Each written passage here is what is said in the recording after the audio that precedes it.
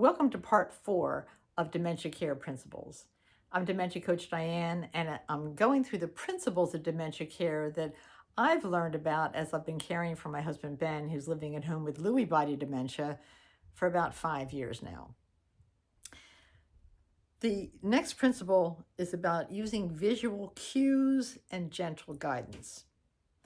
One of the things that happened, well, it happened early on for Ben, who's again living with Lewy body dementia, is that his language was really affected, and trying to explain things verbally just wasn't working anymore. And in general, it can be harder and harder for those who are going through cognitive changes to understand our verbal instructions. It can be hard for them to follow and understand.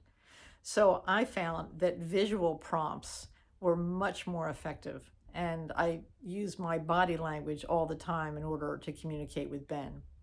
But something as simple as like a sign on the bathroom door or a picture of their toothbrush can really help them to understand what you're asking them to do.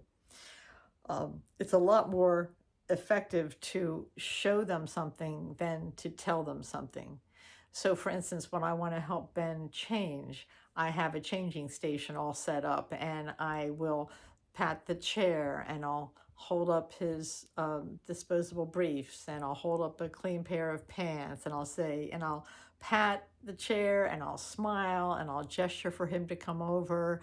I'll, indicate that he should pull his pants off. I might tug on them a little bit. I don't want to go, in there and force him to change, but with just some gentle gestures, if he knows what we're doing, and I keep smiling and I hold up, the pair of pants, and oh, these are going to feel so good, and these are going to look so nice. So I still give him some verbal encouragement, but I don't really give him instructions verbally. So that can be make all the difference, again, is to show rather than tell. So visual cues and gentle guidance. The next principle is about finding the yes. Instead of always saying no when our loved ones want to do something that's like impossible or inconvenient or unsafe, find ways to offer a safe alternative. And I realize that this might take a little creativity, but I find that if you're just willing to, once again, kind of meet them where they are and see what the need is, and see if you can come up with something that would be soothing and engaging for them instead of just always saying no, it can be so much more peaceful for both of you. So, for example, if they want to go home, even though like they're already home, try saying like, I'll help you get there soon, or can I go with you? Let's just have some tea first, or let's have a snack first, and then we'll get going. And what is so often true is that if you can just engage with them and just kind of say yes or agree that you're going to do it with them, then they oftentimes can forget what it is that they thought was so important.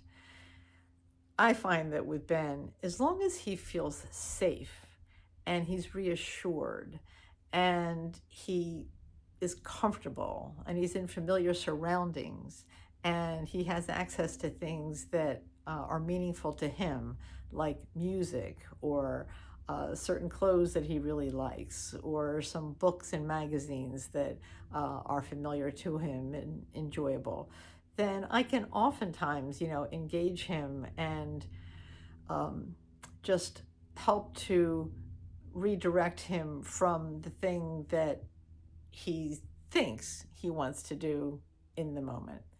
And this is not about manipulating our loved ones. This is about keeping them safe, engaging with them, and doing our best to still have a life with them, even though they can no longer do a lot of the things that they used to do. So stay tuned, and please, again, add your own tips in the comments. Give a thumbs up if these videos are helpful. And I got one more to come in this series, so stay tuned.